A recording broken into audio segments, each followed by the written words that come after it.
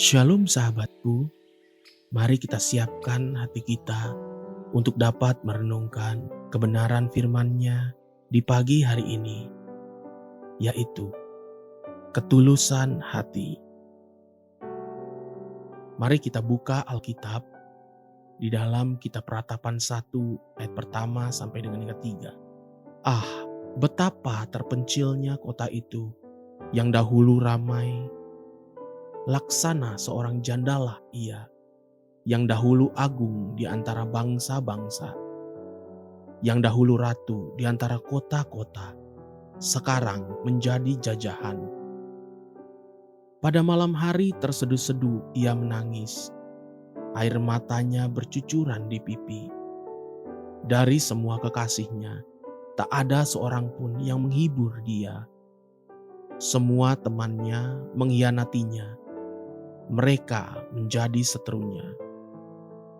Yehuda telah ditinggalkan penduduknya karena sengsara dan karena perbudakan yang berat.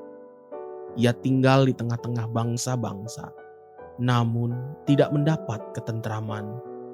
Siapa saja yang menyerang dapat memasukinya pada saat ia terdesak. Hati yang tulus adalah hati yang murni. Itu sebabnya bahasa Inggris menggunakan kata pure heart, di mana ketulusan hati itu selalu dikarenakan oleh kemurnian hati seseorang. Murni artinya tidak tercampur atau tidak berbaur dengan beberapa perkara lain. Dalam hal hati nurani, sebuah hati nurani yang murni adalah hati nurani yang tidak bercampur dengan berbagai-bagai kepentingan. Inilah hati nurani yang berkenan di hadapan Tuhan, yang murni dan tulus. Jika kita bertanya kepada orang lain atau bahkan kepada diri kita sendiri, kemungkinan besar semua orang atau kita akan berkata, "Saya melakukan segalanya dengan tulus hati, dengan hati nurani yang murni." Tapi benarkah demikian? Mari kita belajar kebenaran ini dari hidup seorang nabi besar yang bernama Yeremia. Hati yang tulus adalah hati yang bisa marah dan menangis bersamaan. Hati yang kehilangan namun juga bersyukur bersamaan, atau menghukum dan berbelas kasihan bersamaan. Itulah tanda atau nafas yang keluar dari hati yang tulus.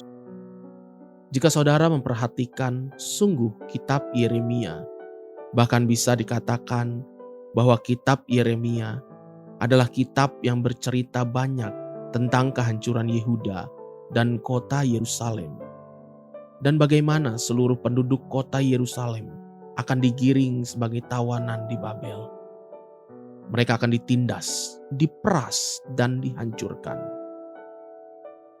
Bayangkan, seandainya saudara sebagai Yeremia dipakai Tuhan hanya untuk pelayanan yang menubuatkan perkataan-perkataan kehancuran bagi bangsamu sendiri. Bahkan perkataan kehancuran bagi bait Allah yang ada di Yerusalem. Dengan berani dan penuh wibawa, Yeremia menubuatkan kehancuran demi kehancuran kota itu. Namun pada saat yang bersamaan, Yeremia juga menuliskan kitab Ratapan, di mana seperti contoh yang baru saja kita baca tadi, Yeremia juga meratapi kehancuran bangsanya yang dihancurkan dan menjadi tawanan setelah nubuatannya. Itulah hati yang tulus dan murni, hati yang bisa marah dan menangis bersamaan. Gunakanlah ukuran ini sebagai tali pengukur bagi diri kita sendiri, sebagai orang tua, sebagai gembala sidang. Ketika kita memarahi anak-anak yang nakal, adakah kita juga mendoakan dan menangisinya dalam doa-doa kita? Sebagai pelayan Tuhan, ketika kita mengkritiki jalannya pelayanan, adakah kita juga berusaha sungguh membantu dan mendorong agar pelayanan itu maju?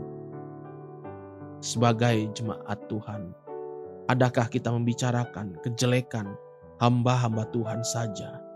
Atau kita juga mendoakan dan mendukung mereka, memberkati mereka?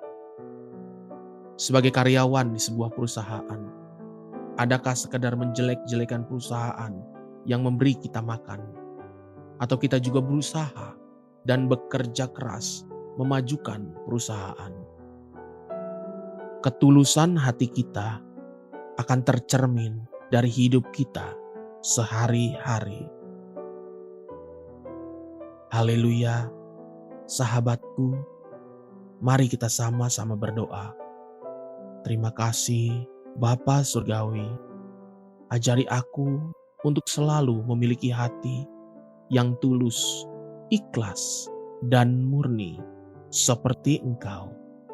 Amin. Jesus loves you, and so do I.